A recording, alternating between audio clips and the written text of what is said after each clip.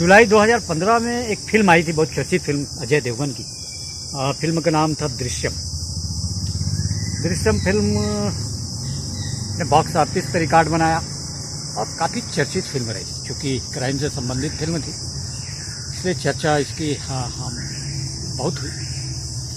दूसरी वजह यह थी कि उस दौरान जितने अपराध हुए उसमें कहीं न कहीं लोग दृश्यम से बहुत प्रेरित थे।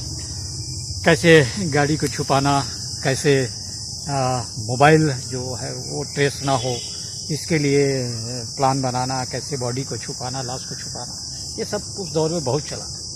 तो एक ऐसी घटना भिलाई में हुई थी जिसे आज भी लोग याद करके सिहर जाते हैं, अभिषेक मिश्रा हत्याकांड। अभिषेक मिश्रा भिलाई के जो बहुत चर्चित एजुकेशन सोसाइटी है, गंगा जल एजुकेशन सोसाइटी, भिलाई की नहीं पूरे छत्तीसगढ़ की सबसे बड़ी सोसाइटी है एजुकेशन सोसाइटी।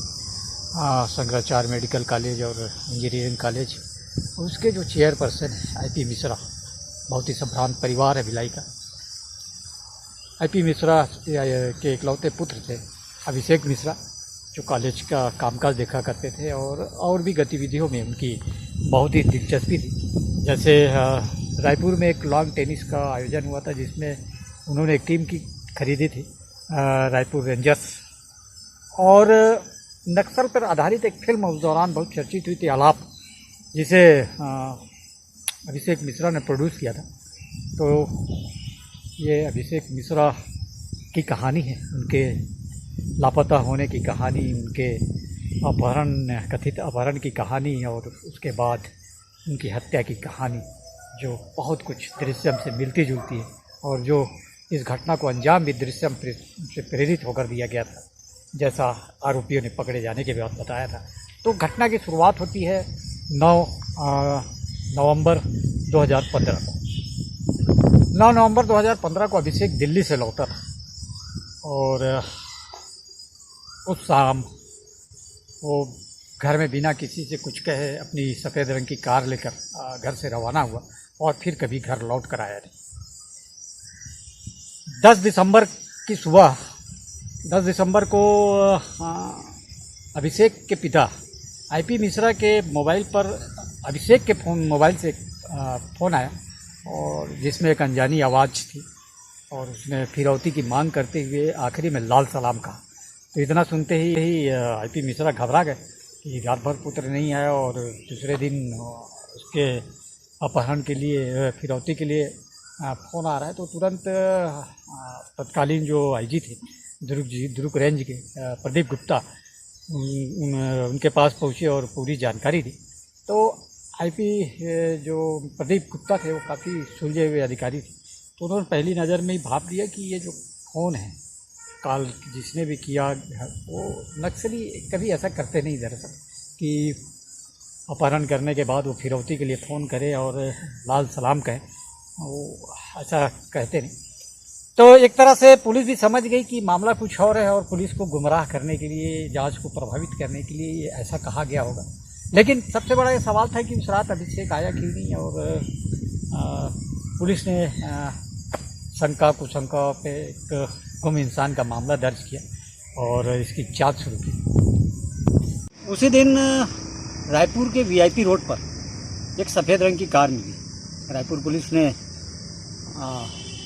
वायरलेस मैसेज के जरिए पूरे छत्तीसगढ़ के थानों में इसकी जब सूचना दी, तो दुर्ग पुलिस ने उसका नंबर मंगाया, तो वो कार अभिषेक मिश्रा की निकली। एक बड़ा संदिग्ध मामला हो गया।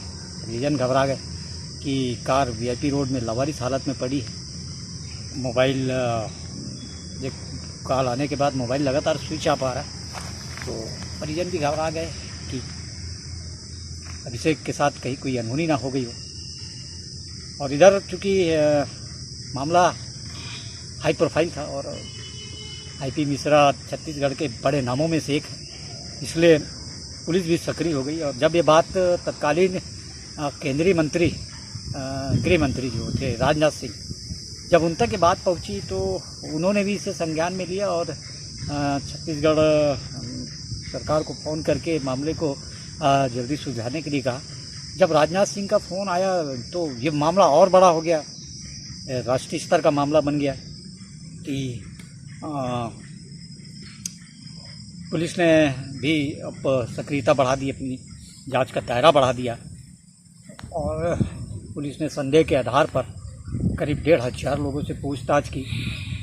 अभिषेक मिश्रा 9 नवंबर को दिल्ली से लौटने के बाद कहाँ कहाँ गया था, कहाँ जा सकता है, ये तमाम सवाल थे। उसके गायब होने और उसके अपहरण के बीच एक बड़ी गुत्थी सुलझी हुई थी और पुलिस ने कई बिंदु भी तय किए जांच के कि परिवार की किसी से पुरानी रंजिश, पारिवारिक रंजिश, लेन देन का कोई विषय, कोई प्रेम प्रसंग, कोई पुराना विवाद, ये तमाम बिंदुओं को रखकर पुलिस ने जांच की और तकरीबन 1,500 लोगों से पूछताछ किया जो किसी न किसी बहाने अभिषेक के संपर्क में रहे हों।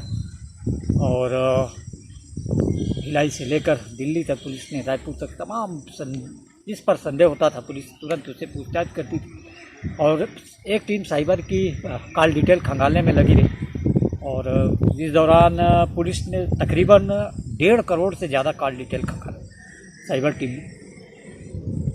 तो एक नंबर बार बार संदेह के दायरे में आ रहा था, वो नंबर था किमसी जैन का, क्योंकि लगातार किमसी जैन से ही अभिषेक मिश्रा की ज़्यादा बात हो रही थी।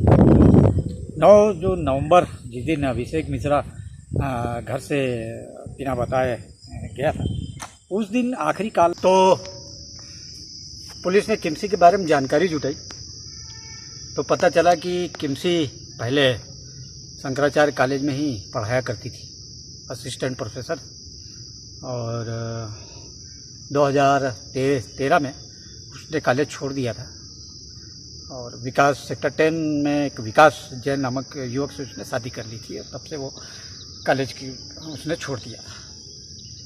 पुलिस ने किमसी से पूछताछ की तो किमसी कहती भी थी कि हाँ, मैंने अभिषेक को कॉल किया था और वो मेरे घर आए भी थे।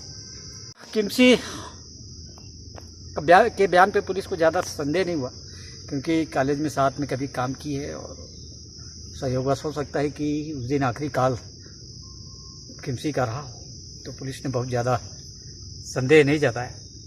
लेकिन इधर अभिषेक मिश्रा की जांच, कांड की जांच जारी रही, उसकी तलाश जारी रही और 28 टीमें बनाई गई थी जो 8 अलग अलग राज्यों में भेजी गई थी। उत्तर प्रदेश के राज्य थे, बिहार के राज्य थे, कर्नाटक के राज्य थे और तमाम जो बिंदु हैं उन पर, जिन पर पुलिस को हल्का भी संदेह था, उसमें पुलिस ने जांच की। परिस्थिति दिन साक्ष्य जुटाए गए और चाहे वो लॉन्ग टेनिस से संबंधित विषय रहा हो, चाहे नक्सलियों पर आधारित फिल्म आलाप, इन तमाम कड़ियों को पुलिस जोड़ती रही। कहीं अभिषेक के अपहरण इन्हीं के सब कारणों से तो नहीं हुआ है। और इसी जांच के दौरान बलौदा बाजार में पुलिस को एक लाश मिली, सर कटी लाश थी। तो पूरा भिलाई में हड़कंप मच गया कि हो ना हो लाश अभिषेक मिश्रा की है और अभिषेक मिश्रा की हत्या करके किसी ने सर काट के लाश फेंक दी। तो पुलिस ने इस संदेह पर फिर उस लाश का डीएनए करवाया, लेकिन डीएनए मैच नहीं हुआ।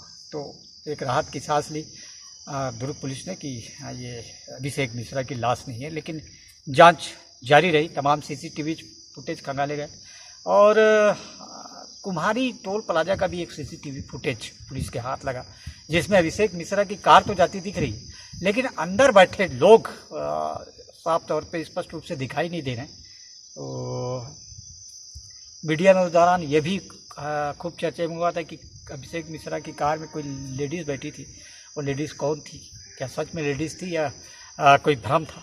तो लेकिन कार कुम्हारी टोल प्लाजा में दिखाई दी थी उस दिन सीसीटीवी फुटेज में। तो एक हल्का सा पुलिस को सबूत मिला था, लेकिन कोई साफ था नहीं।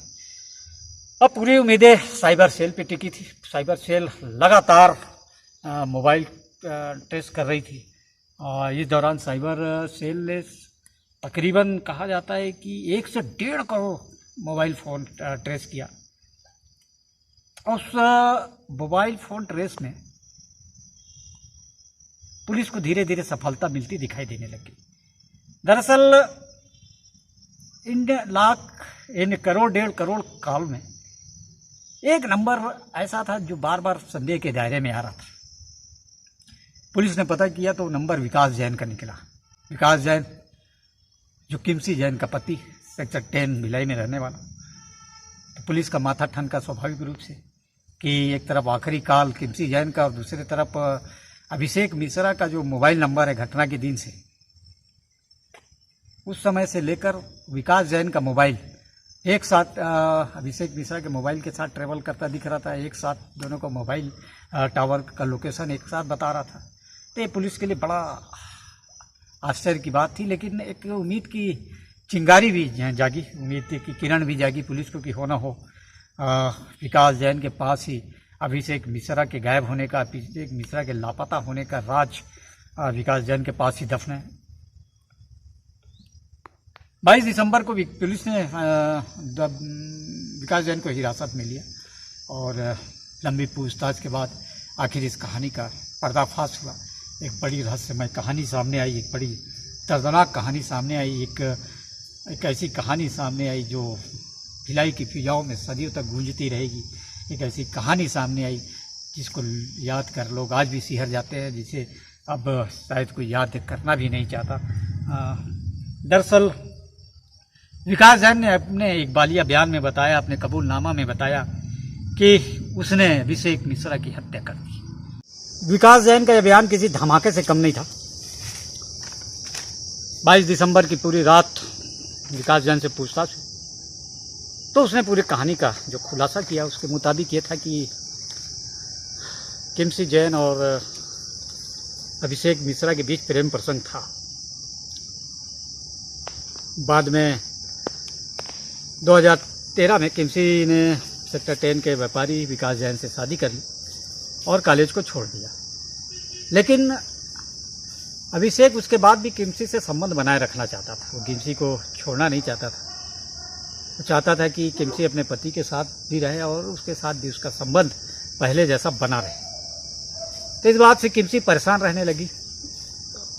तो उसने इसकी जानकारी विकास जैन को दी और विकास जैन ने अपने चाचा अजीत सिंह को इसकी जानकारी दी।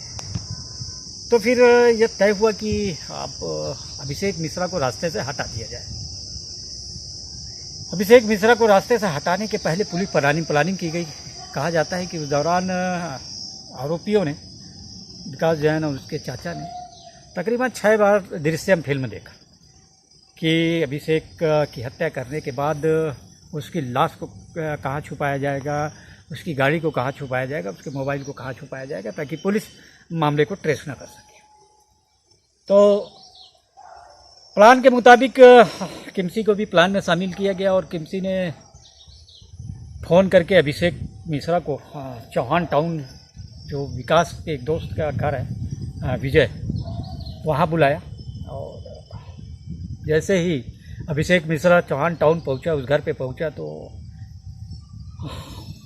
विकास जैन ने अचानक भारी चीज़ से अभिषेक मिश्रा के सिर पर वार कर दिया और तब तक उस पर वार करता रहा जब तक अभिषेक मिश्रा की सांसें नहीं थम गई और उसकी मौत नहीं हो गई। अभिषेक मिश्रा के मरने के बाद एक बड़ी सी झिल्ली में उसकी लाश को पैक किया गया और वहाँ जो घर में लगे खून को साफ किया गया और उसके बाद लाश को अभिषेक मिश्रा की गाड़ी के डिग्गी में रखकर, जो अजीत सिंह है विकास के चाचा, उनका स्मृति नगर में घर है, तो वहाँ उस घर ले जाया गया और 3 दिन पहले जो गड्ढा खोद के रखा गया था उस गड्ढे में अभिषेक मिश्रा को दफन कर दिया गया और उस गड्ढे के ऊपर गोभी के फूल लगा दिए गए। जब विकास जैन ने इस घटना को स्वीकार किया, पूरी घटना की जानकारी दी, तो 23 दिसंबर को पूरी टीम जगह पर पहुंची, पुलिस की टीम जगह पर पहुंची और उस जगह की खुदाई शुरू हुई। मौके पर भारी भीड़ लग गई थी, आसपास के लोग पहुंच गए थे, मीडिया के लोग पहुंच गए थे, आगे देखना चाहते थे कि दृश्यम फिल्म की तरह कैसे कोई किसी इंसान को मार के 6 फीट गहरे गड्ढे में लाश को दफन कर सकता है। जैसे जैसे खुदाई होती गई, लोगों के दिलों की धड़कन बढ़ती गई, परिजन में रोना गाना मच गया। और जैसे खुदाई पूरी हुई तो झिल्ली में पैक एक लाश मिली जो पूरी तरह सड़ गल चुकी थी लेकिन लास्ट में जो कड़ा था, जो अंगूठी थी, जो लॉकेट था, जो घड़ी थी, वो पुलिस ने बरामद किया और परिजनों को जब दिखाया तो परिजनों ने उसके आधार पर पहचान लिया कि लाश अभिषेक मिश्रा की है, जो पूरी तरह से सड़ गल चुकी थी। लेकिन फिर भी पुलिस ने लाश का डीएनए कराया जो अभिषेक मिश्रा के डीएनए से मैच हो। तो अभिषेक मिश्रा के लाश के बरामद होते इस कहानी का पटाक्षेप हुआ और मामले में पुलिस ने परिस्थितिजन्य साक्ष्य के आधार पर किमसी जैन को, विकास जैन को और अजीत सिंह को आरोपी बनाया और केस 2022 में इस मामले में जिला और सत्र न्यायाधीश राजेश श्रीवास्तव ने फैसला सुनाया। विकास जैन और अजीत सिंह को आजीवन कारावास की सज़ा दी गई, यानी मरते तक उनको जेल में रहना है। और किमसी जैन को संदेह के आधार पर बरी कर दिया गया। किमसी जैन पर परिस्थितिजन्य साक्ष्य का मामला बनाया गया था, लेकिन पुलिस उसे साबित नहीं कर पाई और 2 साल 3 जेल में 4 साल जेल में रहने के बाद किमसी जैन आखिरकार इस मामले से रिहा हो गई और इस तरह से भिलाई के सबसे बड़ी घटना का, भिलाई के सबसे बड़े कांड का खुलासा हुआ, जो आज भी नेशनल, जो घटना उस दौरान नेशनल मीडिया के सुर्खियों में रही, पूरे देश में घटना इस सुर्खियों में रही। और जो क्राइम पेट्रोल नामक एक सीरियल आता है, उसमें इस घटना का जिक्र हुआ था। आज तक के जो शम्स ताहिर हैं, उन्होंने भी अपने जो क्राइम तक की कहानी में इस कहानी को उन्होंने भी सुनाया था। तो ये बड़ा नेशनल खबर बनी थी कि जिस तरह से दृश्यम तो किस तरह एक युवा शिक्षाविद को मौत के घाट उतार दिया गया। अच्छा, इसमें एक बात और था कि न्यायालय ने पूरे मामले में 273 पृष्ठ का फैसला सुनाया था। 34 लोगों को साक्षी बनाया गया था और उनसे 527 सवाल पूछे गए थे। ये इस आधार पर फिर फैसला हुआ और किमसी जो थी उसके खिलाफ जो मामला बना था, उसमें बहुत कुछ चीज़ें ऐसी थी जो पुलिस साबित नहीं कर पाई और किमसी को बाद में फिर दोष मुक्त कर दिया गया, जबकि पुलिस ने किमसी को ही मुख्य षड्यंत्रकारी बताया था अपने चालान पे। तो इस तरह से एक दर्दनाक कहानी गंत हुआ। इस तरह से एक दृश्यम फिल्म देखकर जो घटना को अंजाम दिया गया था, उससे प्रेरित होकर जिस घटना को अंजाम दिया गया था, उसका आरोपी पर 44 दिन बाद पुलिस के हत्थे चढ़े और 44 दिन बाद इस मामले का खुलासा हुआ। तो ये थी आज की हमारी कहानी और हमारी ये कहानी आपको कैसी लगी कमेंट्स बॉक्स में ज़रूर बताइए। और क्राइम से संबंधित इस तरह की और स्टोरी देखने के लिए हमारे चैनल को लाइक, शेयर और सब्सक्राइब ज़रूर करें। तब तक के लिए नमस्कार।